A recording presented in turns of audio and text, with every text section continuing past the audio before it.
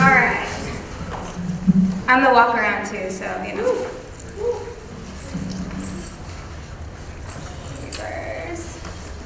When you get older, let me just tell you, I'm going to be 40 in May. Yeah, seriously. So, God bless good DNA, because I get, oh, really? You were in the medical field like 20 years? Yes. Yeah. But, yeah, people are like, oh, I thought like 28-ish. But maybe it might be my young spirit. Yes, hopefully they're not calling me immature or something. I'm like, thank you, maybe, I don't know. But anyways, I just wanted to first say thank you for inviting me. Thank you so much. Jen Walters contacted me to come speak. And like JL said, this place has a special place to my heart because I started out in the living room. Yeah, so a little bit about myself for those of you that don't know me is I'll be almost 40 this year. I was born and raised in Jacksonville, Florida, so I am a true Floridian. We do exist. For some of you that don't know that. Yes, we're like leprechauns, we exist. No.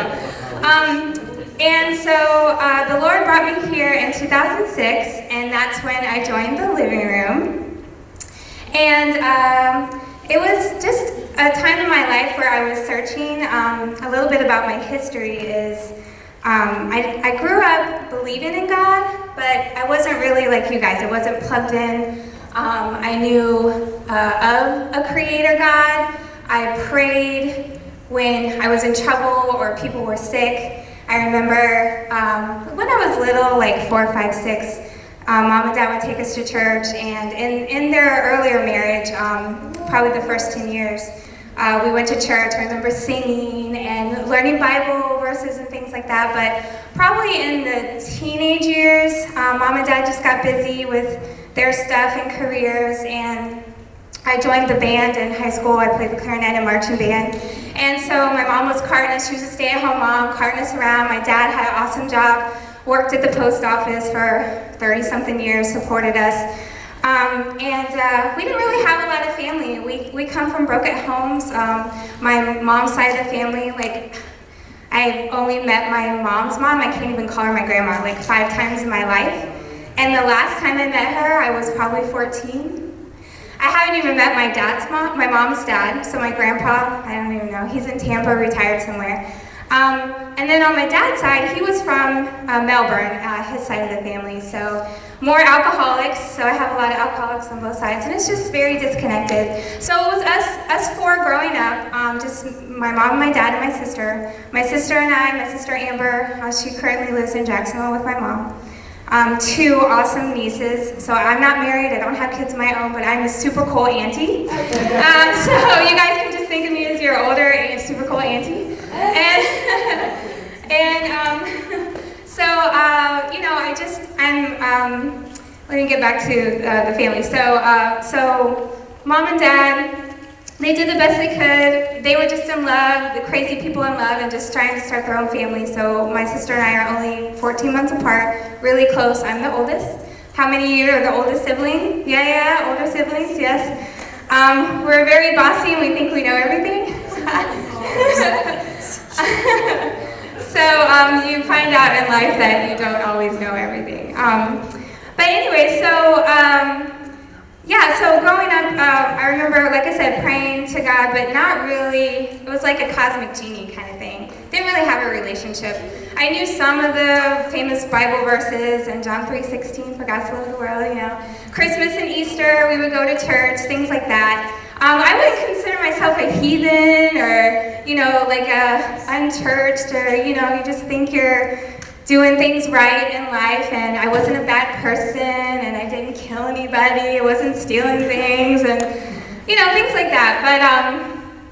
But you guys know, as followers, you know, why you're here. I look around and I know the people I do know have a strong relationship with the Lord, and you know that's not it. You know, that's not what cuts it, right? When when life gets hard. So that's a little bit about me growing up. Let me just tell you where God has brought me. I'm kind of going to flip around with my notes here, so don't mind me. This is what happens when you're almost 40. So in 15 years, let me just tell you what God has done, and then I'm going to highlight some points in my life where God took me on a different path.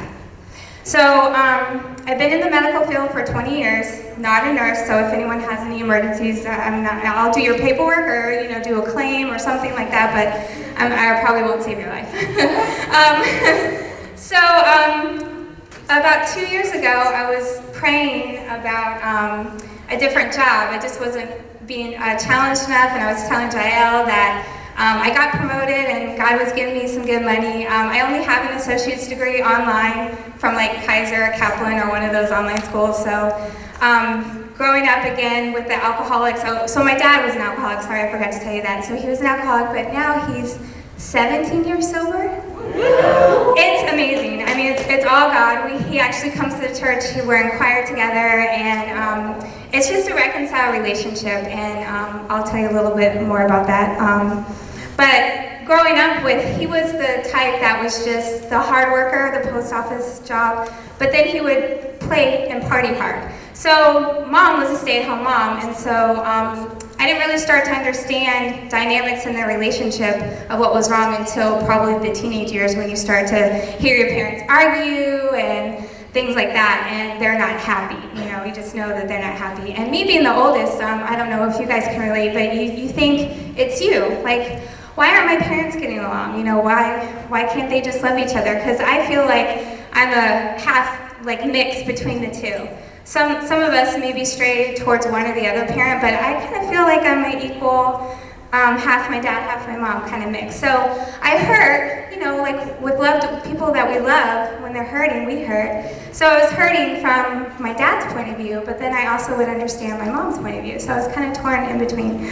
So that was over, years and years and years. So you've heard the terms, codependency with alcoholics and addicts and things like that. So going into my 20s, actually let's go back into high school. So my parents started having problems at home, and then mom would cry, and I would kind of take her side. Why is she crying? Dad, what's wrong with you? Things like that. And then dad's just like, I'm out of here, I'm gonna go drink, and escape. My family is not making me happy, so I'm gonna go make myself happy. I work really hard to provide, so that was his mentality, and so, he just couldn't control us, you just can't. Alcoholics have a tendency of just wanting control because they're hurting, and he wanted to take the focus off of him and control it. Well, I can fix you, I can fix you, I can fix you, but really, he needed to focus on what was wrong with him and why he was drinking. So I started missing school. I just took on that emotion and part of their marriage as like a 15, 16-year-old. Started missing school, had to repeat half of the 11th grade, dropped out of school. Thankfully, my boyfriend at the time his mom worked in the medical field, and she got me an interview. And at around 18, 19 years old, I was working in a doctor's office. And like a medical clerk, like filing files and things like that. Back in the day when things weren't electronic, guess what? We had these cool little folders of your medical chart, right? Everything was in here, and we'd have these big filing cabinets. I know I'm dating myself, right? We'd have this big filing cabinets. They'd be like, oh, you're here, what's your last name? Okay, Gaddle, yeah, let me go to the G's, and I'd pull out your chart, and then give it to the doctor. Okay, so that's what I did. It was more in depth than that, but then I got promoted to answering the phones. That was really cool. I was an operator. And then I got promoted scheduling appointments. So in all this, God's at work, and in my whole story you'll see it. And every time I say I want you guys to know that it's God working in me for all of the good things that I'm going to highlight, all the blessings. So thankfully, the one thing that my boyfriend did at the time in our 20s was he said, you have to go back to school. You have to at that time we had GEDs.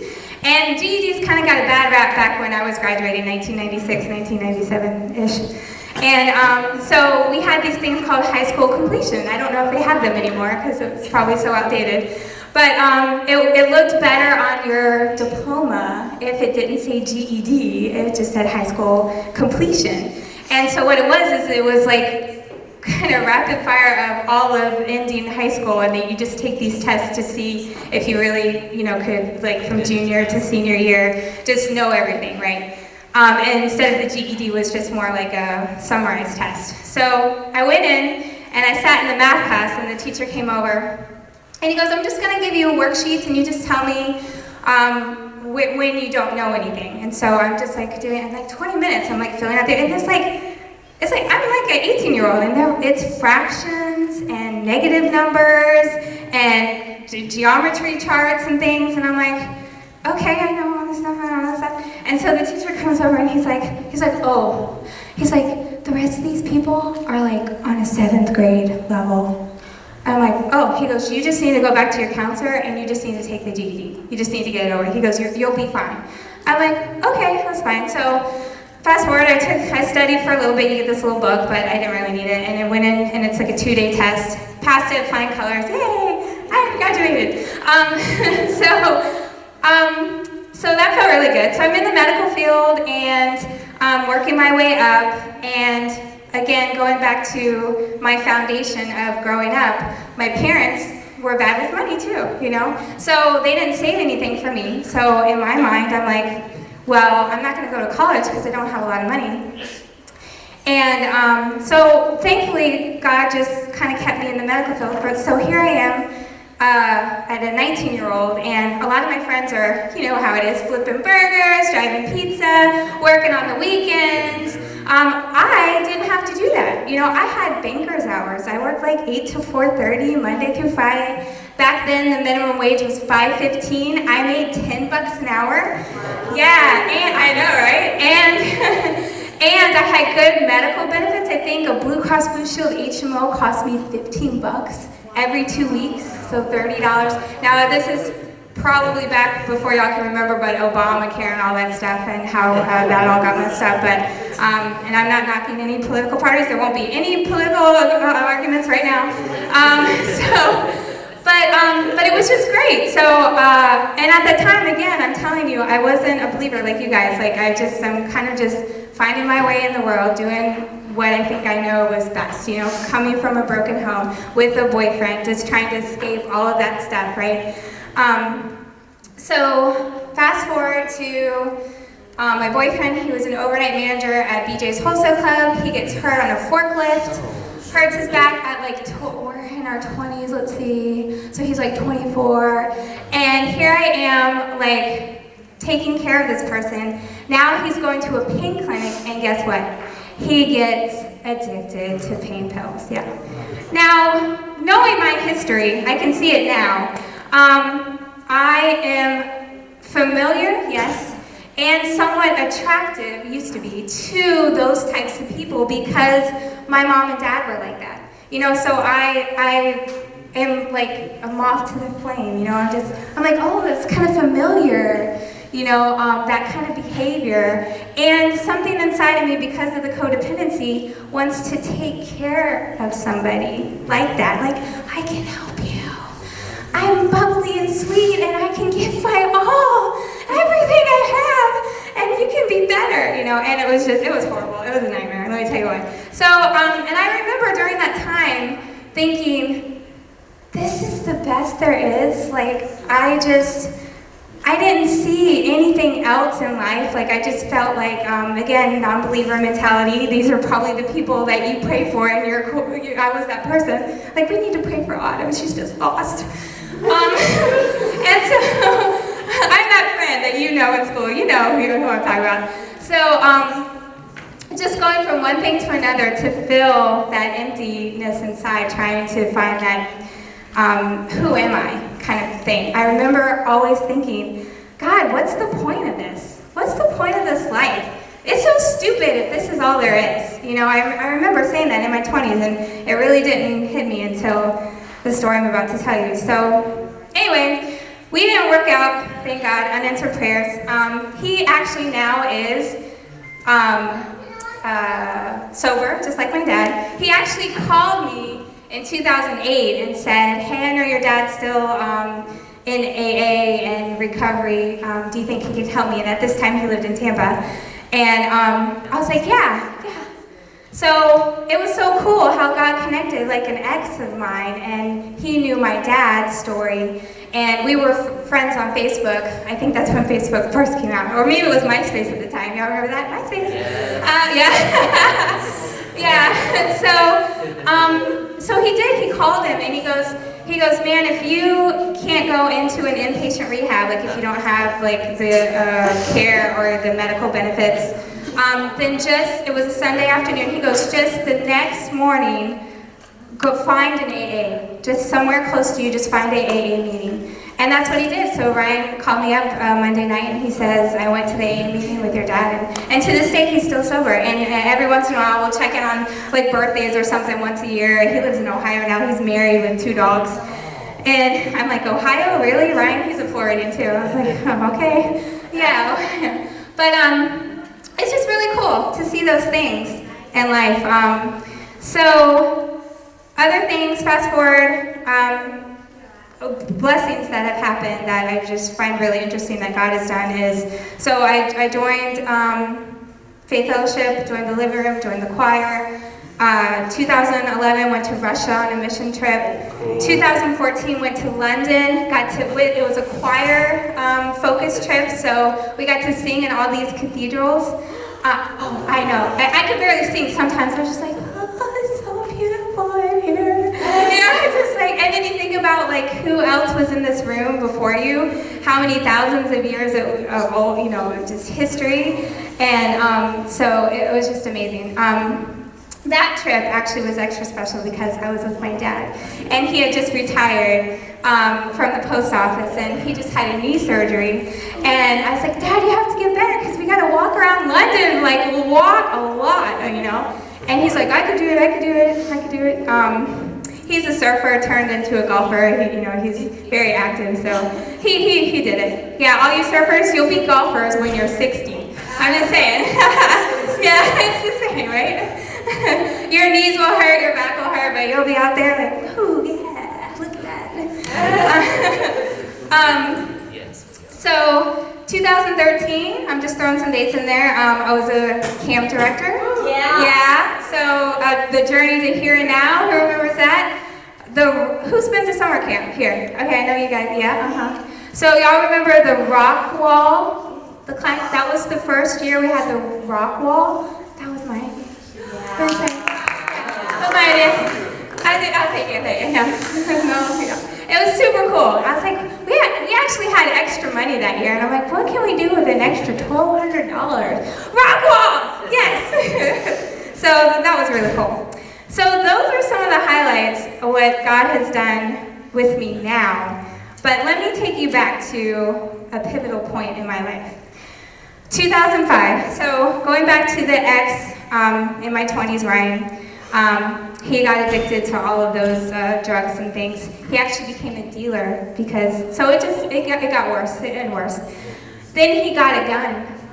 I remember us going out on a date, and I'm like, where are we going? This is in Jackson. It's like 103rd Street. I don't know about you, but every town, 103rd Street is not a nice area. I don't care where you're from, but if you say 103rd Street, West Side, I'm like, yeah, I don't know. Okay, so here we are.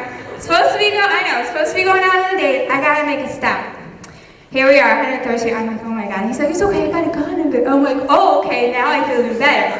So, and even then, as I would call myself a non-believer, not following Christ like I am now, lost. I knew my moral compass was pinging, like this is not right. 2 things are gonna happen in that life. It's either jail or death. And that's what and even God was speaking to me then, that those were the 2 options, even as a lost person, and I'm like, this is not what I want. So we were engaged at the time. I gave up the ring and figured out, now during that time, I was like, I need somewhere stable. You know how when you have a life crisis that you just want somewhere safe? You don't want to be in chaos because your world is already falling apart. So I was praying about where I should go, and my sister at the time was married to a Navy guy, and they were in Hawaii. On shore duty, yes. And so my parents at the time, my dad was a year sober. My parents had reconciled, so they were divorced in 1999. So that was the first divorce. He was a year sober. They saw my sister get married. They kind of rekindled. He wrote her like a 4-page letter. It was very romantic, like, you're the love of my life. We saw our daughter get married. What do you think about us trying it again? So she moved down here from Jacksonville to here. He was living here. And I knew even then that even them reconciled, they still had some issues. So not to knock them, because I love them and honor both of them. I have a healthy relationship with both of them now, but it took a long time to get there, and a lot of pain and a lot of healing God had to work through, but to bring us through. So I knew that that wasn't an option, but I was like, what do I do? And so my sister called me up. She goes, I spoke with my husband, and let me put him on the phone. So he gets on the phone. He's like, hey, Turd, because he's Navy, and he has pet names for everybody. It's like, hey, Turd. So we're going to fly you out to Hawaii to get your life together. And you can stay, I know, right? It's like such a bad deal. Who gets to go to Hawaii after breakup? So again, I am like highlighting all this blessing God through this, okay? So just, I'm not glorifying myself, it's all of God, okay? So I was like, yeah. So he's like, Justin, he goes, my brother-in-law, he's like, you can stay on base 3 months, that's how much they allow us, and then after that, that's plenty of time to get a job and get settled. I know some friends that live off base, and you could, just room with them afterwards, and they had I hadn't seen my sister because she was on a 3-year shore duty with him, so I hadn't seen her probably in a year and a half. They had about a year and a half left, and like I told before, we were close. I'm like, man, I get to see my sister, I miss her. And so I packed up 2 suitcases full of clothes and got a plane ticket one way and flew to Hawaii. I had no idea how long, what it was doing, where it was gonna work. But I just knew that I needed a change. So, again, a safe spot to really fit. I felt like I had lost myself in the relationship, even going back to my parents' divorce, even going back to high school, just still trying to find myself. Just to give you an idea about finding yourself, I went from listening to pop music, listening to rap music. I dated a guy named Jerome in a lowrider truck club, and I wore Nike every day. Yeah, I know. Then to ska music, and Real Big Fish and all those, and all kinds of stuff. It's crazy. So it was so funny. I'll tell you a quick story. So back in the day, I'm gonna date myself again. We had Blockbuster Video, but then we had I used to work there, by the way. Blockbuster Music, okay, where you bought CDs, okay? So I would go in my rap phase and buy Tupac, Bone Thugs and Harmony, Tupac Shakur, I already said him. What was the other guy? Oh, you see, even forgot everybody. Biggie Smalls, thank you very much. So then I transfer into my ska phase, and we go to the Milk Bar downtown Jacksonville, and we're listening to Real Big Fish came, and all of a sudden I feel a tap on my shoulder, and this guy's like, hey, I'm like, yeah, and he's like, you're that girl, he's like, you come and buy rap CDs from my store, I work at Blockbuster Music, and I'm like, what, no way, he's like, you like this music now, I was like, yeah, so it was just so funny that the Blockbuster Music guy recognized me as the girl that bought the rap CDs, and now I'm jamming at, like a ska concert. So anyway, so I say that is that to tell you that not that we're defined by our music, but there's something, at least for me, we're searching for, like, who are we? You know what I'm saying? So what defines us? So music, relationships, and I'll get into some of that. So I get in, flying to Hawaii, and my sister's just like, it was November, so it was right before Thanksgiving. I went to Kauai. Now, how many people have been to Hawaii? Okay, so Kauai is the small garden island island, okay? So it's less commercialized. Now there are some, like the Big Island and things like that, but it is very much like Suntree. It's just small. Or Satellite Beach. They just don't go anywhere. It's just go over the bridge. No, we don't do that. You know? I live in Satellite Beach now, so I can say that. So, you know, so it's very, very, very small. You know, and so Kauai is about 35 miles in diameter. So say here to Palm Bay, right? Okay, but you can't drive straight through, right? Because there's a volcano in the middle, right? So you have to go around the whole island. So from where I lived on the Navy base on the west side, all the way to the North Shore was 3.5-hour drive to go around the island, because just like A1A down to Cocoa Beach and all that, it's 35, and then 30, and then 25, and then 35, and then we're back up to 45, and then we're back down to 35, and then 30, and then 25. So it's a long drive. So in Kauai, because it's a small town, and it's coming up to the holidays, we're at Thanksgiving, we got Christmas, so not a lot of people were hiring, but I hit the pavement, and back then it wasn't a lot of online. I mean, there was websites, but you still could walk in and hand resumes, you know, to people. Yeah, it was crazy. It was like the Avon lady, door to door. Hey, here's my resume, this is me. Please hire me. And so, thankfully, here's another God plug. I got a job in a doctor's office. Because of the 10 years I had worked in the medical field, I could go to Hawaii, right? And they need medical care there, right? So, getting a job in the medical field in Hawaii is very interesting, okay? I don't know if you know this, but the locals have this pigeon talk.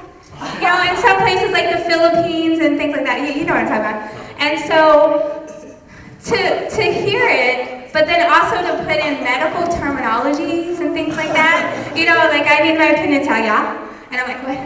And she's like, oh, she needs her appendix out, right? They say, yeah, after everything, like, yeah, appendix out, yeah? And I'm like, oh, okay, yeah. So, so I had to learn another language, but again, thankfully, God gave me a photographic memory and brain, and I had a really nice lady that taught there, and so she was my trainer. So I traveled with a nurse, and I was like the traveling secretary, kind of. I scheduled people, I prepped them for surgeries, things like that, got the doctor, all the appointments, and then I would tell the nurse what kind of schedule we had, and then that she would get ready. And so he traveled to 3 different offices. So I would go from one office to another, and one of them, every once in a while, was that one that was like 3 hours away. So that was almost like all day. So most of the time, though, it was about 45-minute drive. Get some water. But one of my favorite things, so my brother-in-law, hold on. You'll love this. My brother-in-law was a car guy. He had this little banana yellow Honda Civic, like the hatchback kind, you know? And he was a bass guy. And so he had everything, he had like all the 12-inch speakers and the amp. And there's a stick shift. I can drive manual, thank you very much. And so I had this loud yellow little banana with booming bass, and driving, and this me, little happy white girl, hey, I go into the car and say boom, boom, boom, boom, boom, boom, boom, boom, and I'm like, who's this howdy? What's she doing? So it was just fun. I got a lot of looks. I actually had a guy that wanted to run me off the road, and I actually experienced my first prejudice there. Growing up in Florida and Jacksonville and here, I didn't, as personally, me, you get prejudice with age or whatever, but for like the color of my skin, this was the first experience. Hawaiians don't really like white people that live there because they take their local jobs. They like the white people that come and spend money and leave. They come, they eat, they leave. They come, they eat, they leave. They come, they eat, they leave, right? So, yeah, I was like, thank you very much. I'm a Disney girl. Got Disney Plus, yeah. It was my first experience where he was calling me names. He drove up beside me illegally, it was a 2-lane road, and he came at me, he's like yelling obscenities, and he's asking me to pull over. And I'm like, yeah, like I'm all alone, I'm really gonna pull over. So thankfully I was on my way home to the base, and I have all the, badges and things to get on base, and there's these guys that have like the, what do you call them, like the M17s? Yeah. And so he finally turns around, he knows where I'm going. He's like, oh, she's going on base. So he turns around. But it was really an eye-opener for me because I never experienced that, and I've talked to my sister about it. She, she's married Navy, so she, lived on base for about 1.5 years, so they all talk about it. But it really opened my eyes to a lot of things, and I think God was trying to tell me, not to take anything for granted, like where you're born or when you're born. I didn't ask to be born this color or where or when, but this is who I am, So I think we're all going to run into that sometime in our lives, no matter what color, what political party we're in, or what we choose. Someone out there is not going to like you, right? I mean, you guys are young adults. We've all experienced that, So leading up to, I get a job, insurance, I'm working on the island, driving the little banana Civic, the Kona coffee fields on the way to work. Oh my gosh, I rolled down the window and I'm like, it smells so good. Coffee. You don't even have to drink it, you just smell it out the window, right? Just smell it out the window. Kind of coffee, yeah. So now we're leading up to Easter Sunday, 2005. So that's my first slide, look at us. Okay. So, my Navy friends, my brother-in-law's friends, they were like, I got wind of this waterfall. And they're like, hey, let's go, we're gonna go waterfall jumping. And I'm like, oh, that sounds fun. Now, again, firstborn and very adventurous. Sister, not so much, very safe, not adventurous, She had the idea, since it's, her sister's here and it's her first Easter with her sister. We're gonna do a traditional Easter, and we're gonna cook a ham and dye Easter eggs and just like watch the Easter parade, because everything's like 16 hours before or something in Hawaii. We got everything before you had to find the cable. So I hear about this waterfall. Now, I did not Google this before I went, okay? All I heard was, some facts from the Navy guys, was it's glacier fed, so it's a little cool. You need to wear tennis shoes because you come out on these slippery rocks that have like algae and stuff, and you can't touch the bottom. So those were like the 3 facts that I kind of heard, and I'm like, okay. So my sister, my brother-in-law, Justin, and myself were trying to convince my sister to go. I'm almost in tears at this point. I was like, please, when am I ever going to live in Hawaii again? Blah, blah, blah, blah. And, I'm very, very convincing. So she gives in. She's like, fine. She goes and gets dressed and, okay, fine, but I'm not staying long and I'm not jumping in and blah, blah, blah, blah. So we drive up, and it's about a 1/4 mile hike through the sugarcane fields. And you come out on top of the rocks on the waterfall, and it's like a U shape. And so there's an edge you can jump off, then you have the middle, I'll show you some pictures in a second. Then you have a tree, there's a rope swing on the tree. It's about a 15-foot drop. And then when you add the rope swing, that's like another 15, 20 feet, so that's a 40. So my first jump, I go out to the, I'll go over here. I'll just show you. There we go, okay. So when I tell people waterfall in Hawaii, I know you guys imagine that big 100, 200-foot drop, but still, 15, 20 feet, that's, anybody that's done this, it's legit, Yeah, right, exactly, top of the projector down, so the first jump, I'm trying to see here. Okay, so the bottom left is kind of looking at the trees. So if you're in the U shaped, you're on the most left-hand side. So that was my first jump. So I go out and I jump, and I remember in midair saying, "Oh my gosh, I'm still falling." It was pretty long. Then you hit the water, and it actually was really cold. You think Hawaii, and this is Easter. It's like end of March or April, but it's like really glacier fed from underneath, and there's some sort of spring or something that just pumps through some cold water. And then you have The waterfall, when we get a lot of rain, it's pretty forceful. So then you're swimming. On one of the edges, there's a 40-foot ladder bolted to the side, and that's how people get out. You can't get out the other way. There's an ATV trail. You have to literally go up. And it's not like, let me just get out of the waterfall and climb up the ladder. No, there's no stairs. So on the edge of the waterfall that comes up to probably my shoulders, you have to launch yourself on the roots of the tree that's climbing out, crawling out of the rock. So you gotta launch yourself up and then pull yourself up and do a burpee, and then you climb up the ladder, right? So then the Navy guys are over the tree and the rope swing. Autumn, come over, come do the rope swing with us. I'm like, okay, I'm going. So I go and they push me in, and another one, rope swing, and then swim, and then launch yourself up over and climb up the ladder, right? And so it's like charades, I've done this before. My nieces love this part, like charades. And so the third jump, then a thought crossed my mind.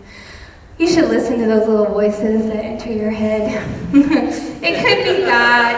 It could be the Spam breakfast sandwich that we had for breakfast. I don't know. But it was like something like, you might be tired. Why don't you go check on your sister and go see what's going on? So I'm like, okay, coming from the rope swing. And then I'm in the middle, and there's these girls looking down. And I'm like, oh, it's like, is this another jump spot? I haven't done this one yet, And so then they're looking, and then they kind of just turn around. And then I look, and I'm like, one more. You gotta do 3, right? In my mind, I literally said, you only live once. Dun, dun, dun. You only live once.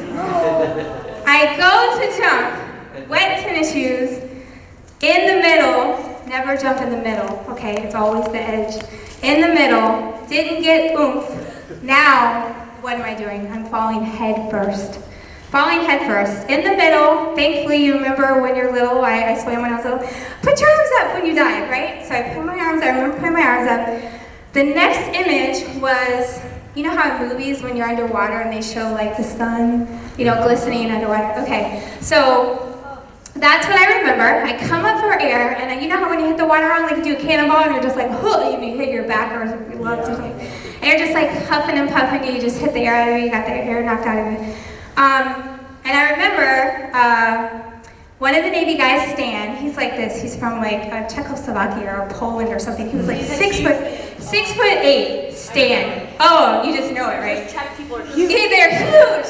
So he's like, Autumn, are you okay? And I'm like, I just hit the water wrong, not knowing I had hit a submerged rock with my head, and I'm bleeding. And I'm like, I'm fine, I just hit the water wrong. And I'm just going like this. He immediately is just like, woof, rescue position, and I'm just like, okay, okay. So you just go with it, right? Stan's got you, okay? And so I'm like a limp noodle, okay. And he goes over to, remember the tree with the oomph, right? So the roots. So he's hanging on to the roots, and his body is like a floating gurney, and he has me in the rescue position because he doesn't know if I broke my neck or what, So he's a trained professional. He's a Navy rescue diver, okay? Trained professional, okay? I'll get to some more of that. That's super cool. So I'm laying there, and I'm not really feeling any pain, okay? But you know that just, something's off, So I don't know if any of you have had injuries before, but there's I think God built our bodies this way. It takes away the pain because you're in shock, you're in trauma first. There's no pain. Yeah, exactly. You know what I'm talking about? And so, anybody who played soccer or something, you snap your knee, and you're like, I'm fine, it's great. And your knee is backwards. You are not great. Just lie down, okay? So I knew something was up. So this all kind of transpired. So I remember hearing a lot of different people, and I saw my brother-in-law jump in from fully clothed, and He swam up to me, and then there was an MD on vacation, so here's some more God stuff. It was Easter Sunday, right? MD on vacation. I'm with 7 Navy rescue divers. There's a lifeguard from the North Shore there, and he had that talk. He's like, Autumn, how you doing? And I'm like, I'm fine. It's great. And the MD, I remember him saying, I might have clean, sterile gauze in the car. And remember, quarter mile hike there and back. Someone could sprint it, send one of those Navy guys. And I remember like towels, and all through this time, I'm not really thinking I have a head injury. And I'm so glad someone didn't say, oh my God, you're like bleeding out of your skull, or I can see your brains, or whatever.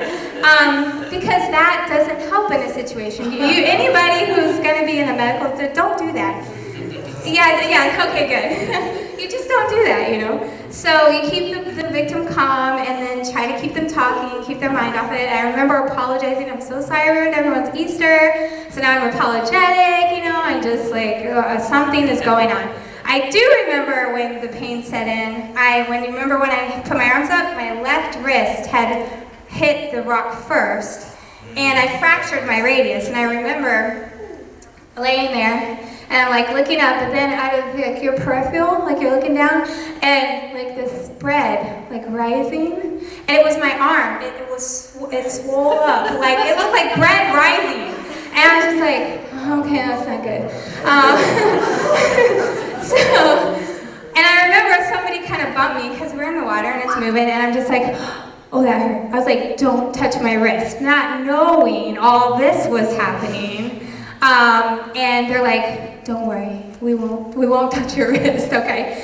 And so then I hear, okay, maybe we might have to get a helicopter to fly around here. And like, helicopter, I'm in this bright yellow hibiscus bathing suit. I'm like, and all I'm thinking is, man, they're gonna crane me up into the sky. I'm like, oh my God, this is so embarrassing. And so, I'm like, oh gosh. And so I was like, Lord, please no, not anything but the helicopter. And so then I hear, the ambulance, Lahui is about the closest city, and that's where the airport is and the hospital, and it was about 45 minutes away. So I was there, awake the whole time, for 45 minutes until the ambulance got there. Then there was this moment, and I call it my God moment. You hear about it in movies or whatever, but this was my God moment, and it could have been, I might have passed out then. My ears could have been underwater, or it's just supernatural. So I'm just gonna go with the supernatural. But I'm a logical person, so I'll go with the other ones too. But this is what happened. So it got really silent. And I remember looking up, and you had beautiful sky. I remember Easter Sunday, April, Hawaii, the beautiful tree, and you could see the wind blowing with the leaves, and everybody disappeared. And I said to myself, or I could have said out loud, I don't know, but I said, oh, this is it. And I remember saying, God, I'm not ready. And we had been going to 2 churches then with my brother and sister-in-law, my sister and brother-in-law, sorry.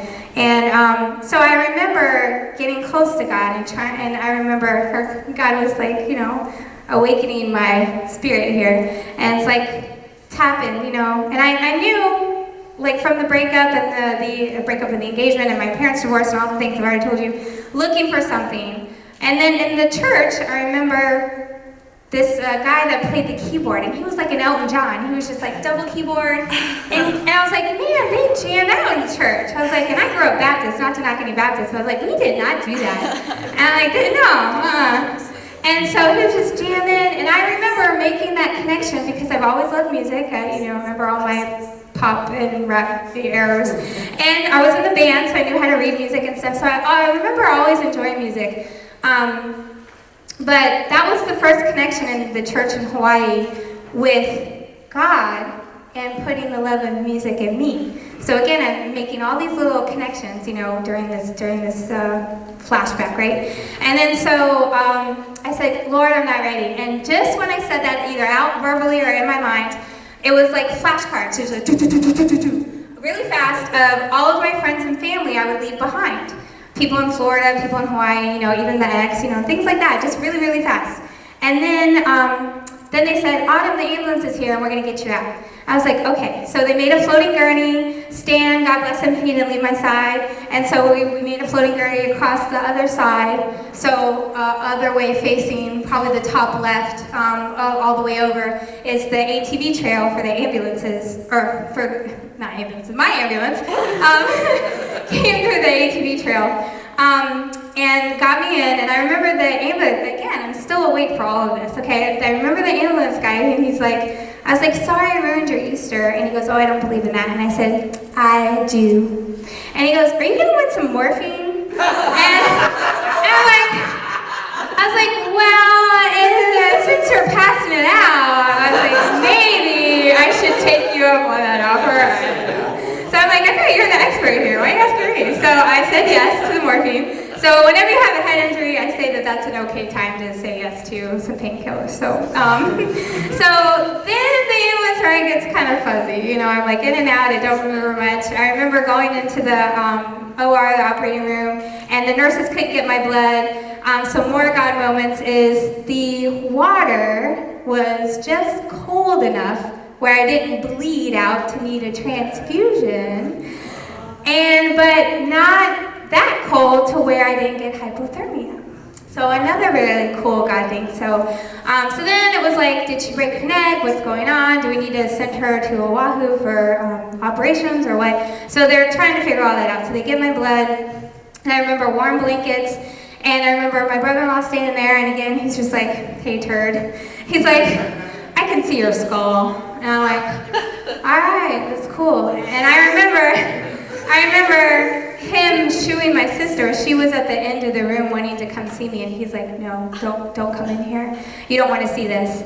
And I remember the warm blankets and the nurses fighting over getting my blood because I was cold and my veins were small, and the OR doctor was just like, here, let me do it. And then I was like, warm blankets, and I'm like, where's my bathing suit?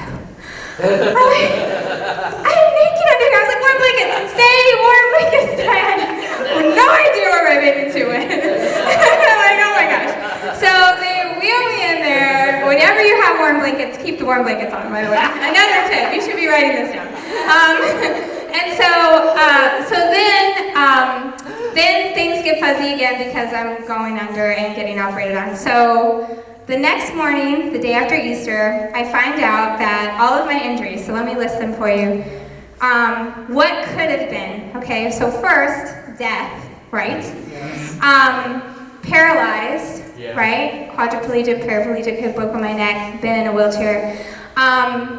Lots of rehab, learned to walk and talk. There could have been brain damage.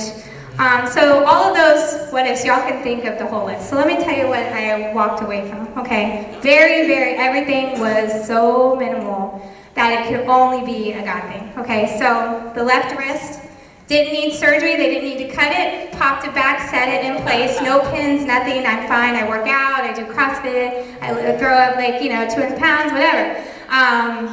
Push-ups, burpees, yeah, so no problems there, right? God knew I wanted to work out when I was 40, okay? And head injury, let's talk about the head. So I basically scraped the rock and just scalped myself. So this was at a flap, okay? So I had a 6-inch laceration here and a 3-inch over here, okay? So, scars. I'll get to that, okay. So scars, it was, so on the no brain damage, no fracture to my cranium, it was just all, you know how thin this is? You know what I'm saying? That was it just scraped it. That's how close it was. So no crack in the skull, no brain damage. The stitches, so 50 internal and external stitches. They were these lovely black fat stitches. So when he came in, the doctor, he's so funny. He comes in and he's like, you are gonna be so mad at me. And I was like, what? And he goes, I had to shave your head. And I'm like, well, and I'm all like, my arms in a cast, I'm in the neck brace, and I have this mummy wrap thing up here, and this little drainy ball thing. I don't even know why they have to put it by your eye level. I'm like, what is this thing? little plastic ball draining thing. Why is it at my eye level? I don't know.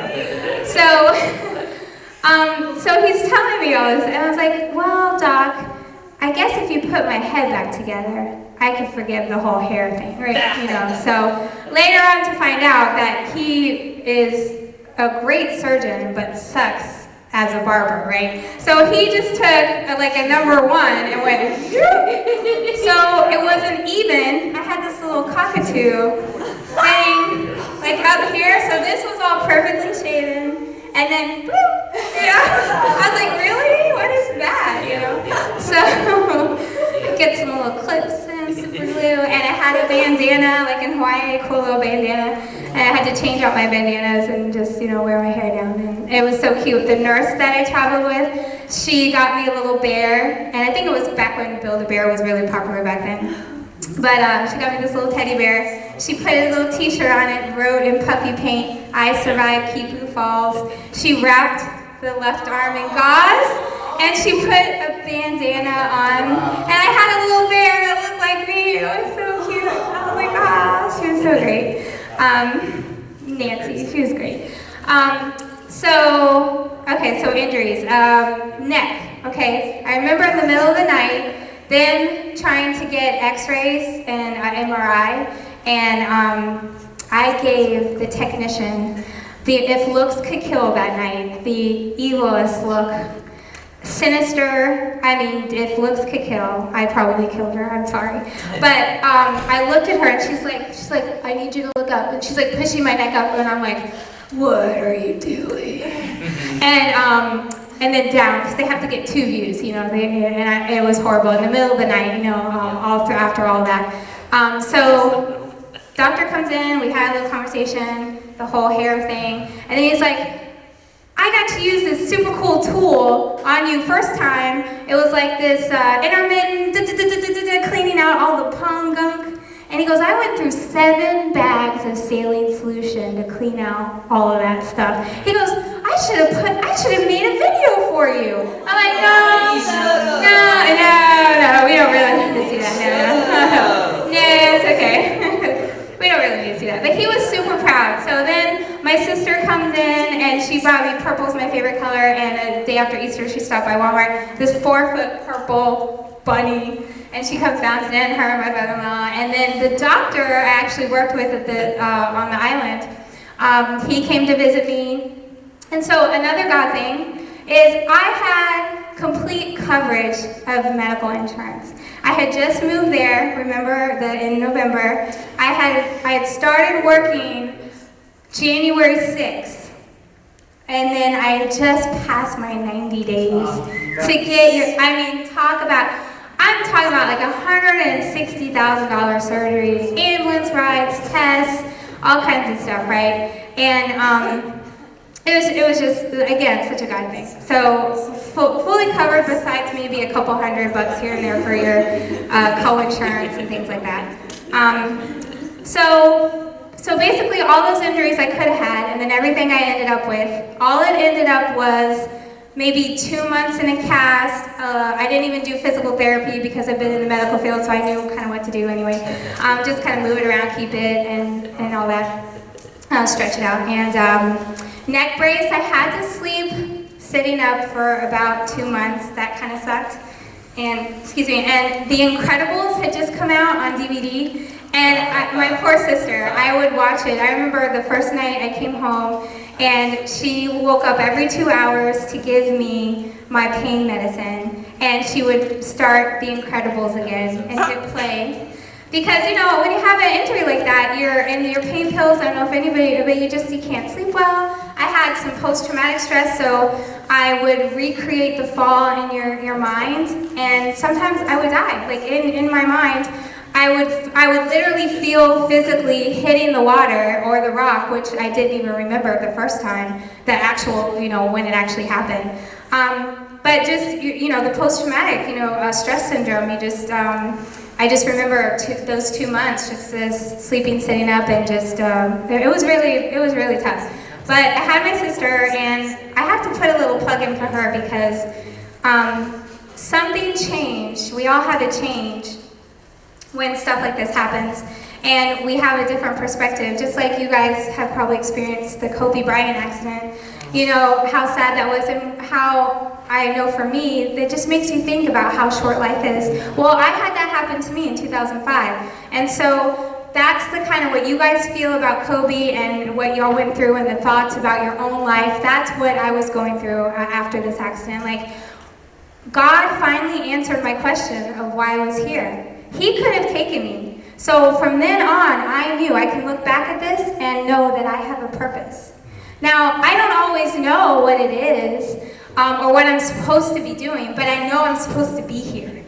You know, so do I get it right all the time? No. You know, I still mess up. I'm still a sinner in need of grace, just like all of us. But I can trace it back to that time in my life where I know that I had a purpose. And those questions that I had before that I told you guys about in my 20s, just feeling lost and identity, he answered. He's like, "You're my child." You know, and I didn't even really know what that meant. You know, I just knew inside, you know, in here, you know, kind of gut down in there, that's what it was. That I belong to God, and I'm a child of His, and I'm supposed to be here. So that was a little article. It was a news report that they put out in the paper. I just want to highlight the part where it says, in 2003, a female visitor died after hitting her head on a submerged rock. I mean, I tell you what, I went to a place where people had died with what I was doing.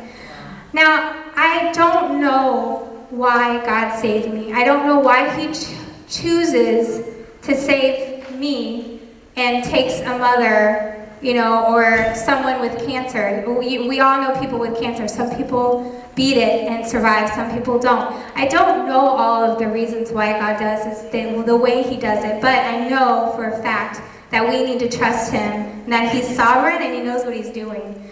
And if we just put our trust and faith in Him, that He'll reveal that to us. We might not see all the answers or get all the answers on this side of heaven, but He's gonna be with us every step of the way. You know, His promises are true, and that's what I cling to.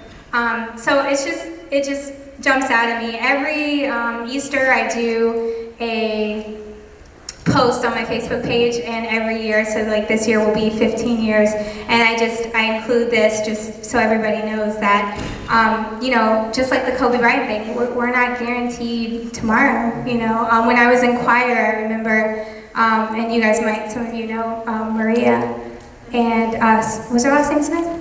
Yeah, because she had a different last name than Nelsie Smith, yeah. So, and they left from singing praises on stage and got in a car accident, and she died. You know, so I don't know why God chooses those things. I don't know. But I put my trust. How am I doing my time? Am I? Oh, okay, all right, so we'll stop there then. I had a whole nother Devo, but hey, maybe I'll come back and do more. But I just want to encourage you guys, just some things that really stuck out to me. All of the highlights I said to you in the beginning of where God has brought me in the past 15 years. Like I said, I've messed up. I don't always get it right, but I would say communities, stay in places like this. Stay in your Bible, pray, stay in small groups, ask questions. You're going to have those seasons of life. You've heard this, I'm sure, as you're either in a trial, you just got out of one, or you're about to go in one. I mean, that's basically life, and it repeats in every area. Your finances, your relationships, school, work, you personally, your family, when y'all are married with kids, some of you are, you know, becoming parents. But the anchor is true, and I found it in my life, is that you always have to cling to Jesus. The world is going to try to sway you either way. We have an enemy. He's going to be very sneaky. Some of the mistakes I've made in relationships and with my finances. I am on a aggressive get out of debt plan for 2.5 years. I'm telling you what, I'm like $75,000 in debt. You're staring at somebody. Remember that friend in college that you're praying for it? Yeah, that's me. Okay. At almost 40 years old, I have messed up. You know what? But God, you heard everything. God is he still says, Autumn, I can use you. You know, and he's going to do something amazing. So I sold my expensive car that I couldn't afford. I moved out of the place that I couldn't afford. I'm living with roommates again, the Toms. Everybody knows the Toms. Third time around, I'm living with them. You know, but I really believe God gave me a vision this time, and I can see it. And I'm Dave Ramsey. I got an older car, no car payment, and I'm tackling and hustling to pay off my student loans. And so I really felt like this was in October. God said, because I was asking for a vision, and with all this going on, I was like, what's the next part of my life look like? You know, as an almost 40-year-old adult, what am I supposed to do? And he said, get out of debt. He said, in my spirit, Holy Spirit said, you are not an affected kingdom person enslaved to death. And that's Bible. The Bible talks, Jesus and God, the Trinity, we know that they talk about finances more than any other thing in the Bible, more than love, forgiveness, sin, grace, finances and money, more than any other topic in the Bible. And I really believe that this is a season in my life where God wants me to get out of debt and be able to help others. I'm going to teach Financial Peace University. I want to talk to young people about student loans and credit cards and cars that you can't afford. I mean, I've done it all. You know, it really is not the life that it's cracked up to be in debt. It really isn't. You miss out on so much, and it's sad that I had to learn the hard way. But I hope you guys take encouragement after everything I've said, out of all the mess ups. God is still using this girl that fell off a waterfall 15 years later. So I just want to, I hope it touched somebody. I mean, we're all in different seasons. And just keep coming back, keep encouraging each other, stay in the Word. And I hope I'll be back for another message. So thank you so much.